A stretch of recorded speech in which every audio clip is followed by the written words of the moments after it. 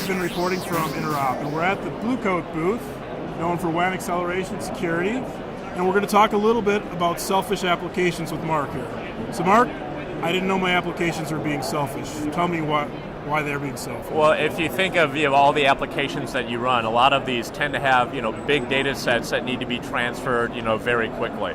It could be downloading an app from iTunes Store. It could be an AV update or a Flash update within your browser. It could be a video that you're trying to watch. And naturally, when you have a ton of data that you have to download to the end user, those applications want to get those done as quickly as possible.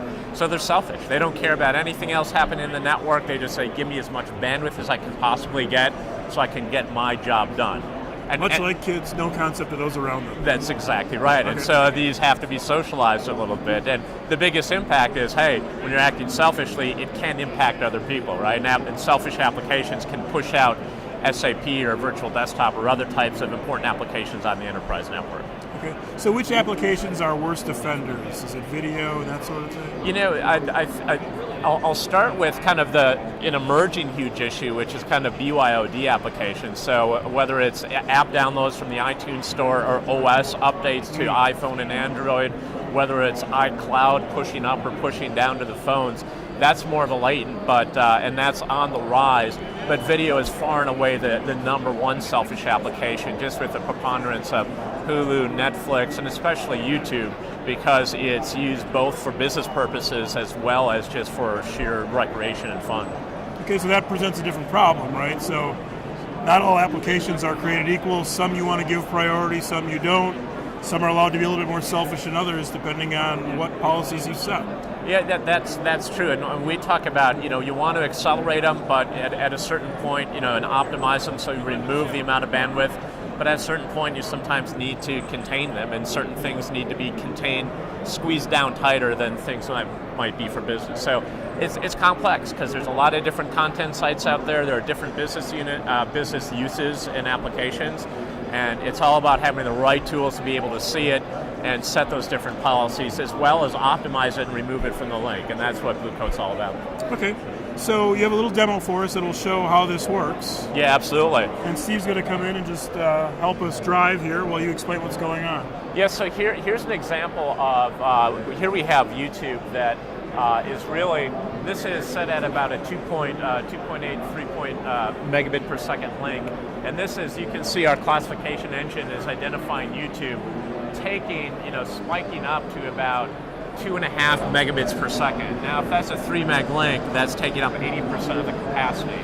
And it seesaws because different users are watching different videos, or things are, downloading and buffered into the streamer. But you can see this has, if you're trying to operate virtual desktop or SAP or other types of things in there, those spikes can drive a spike right through the heart of your applications. And so what we see now is, hey, it's taking up a lot of bandwidth.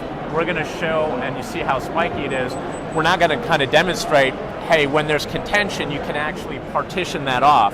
And so Steve's going to turn shaping on, and we've actually going from on to off, and we're actually going to show we set up a partition where it caps it at 250 kilobit per second.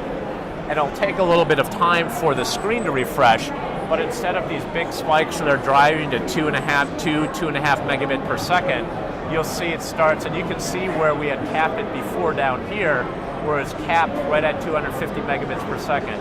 And over in this area, you can see where we just turned that partition on, it's tamped it down. And you can make policies that say, let's cap it at 250 kilobit.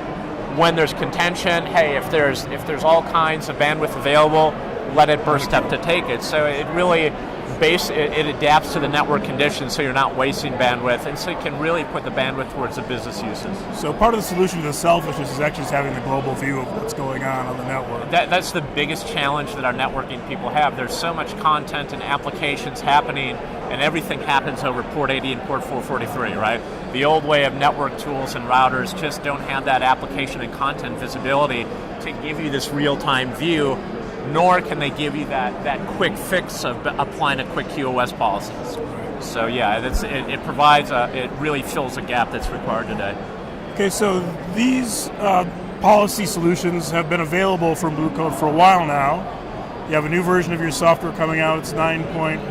9.1 we just released. We added the ability to do things like subclassify Facebook by different applications. In 9.1 we actually added IPv6 visibility. Because what we saw is that a lot of corporate enterprises don't have transition to IPv6 planned for like 1 to 3 years from now. However, as address management and router stacks become IPv6 capable, we started to see that users could start configuring IPv6 on their smartphone or on their Mac OS X, and suddenly they had IPv6 traffic in their network that wasn't supposed to be supported for another 2 years. So we give them IPv6 visibility to say, hey, do I have an issue? Is that compliant with my IPv6 policy? If it's not, I better fix that and get back into compliance. And so it's another example of the complexity in the networking environment and the tools that are required to stay one step ahead of the emerging and evolving technology set. It's kind of actually helping people get a little jump start on their IPv6 policy plan. Exactly right, because it's here already and a lot of people don't expect it for another year or so. Okay, so 9.1 is a major release for Blue Coat. Is that a cost upgrade, or will existing customers get that for free? For customers with existing support agreements, they get that free upgrade. They get that free IPv6 capability, as well as it allows them to bump up to higher capacities with a packet shaper 12,000. Got it. And that's been available since the end of March, and we're seeing some great adoption and people getting some understanding of what's running in their network. All right, thanks, Mark. I'm Mark Whitman with Information Week, reporting from Interop.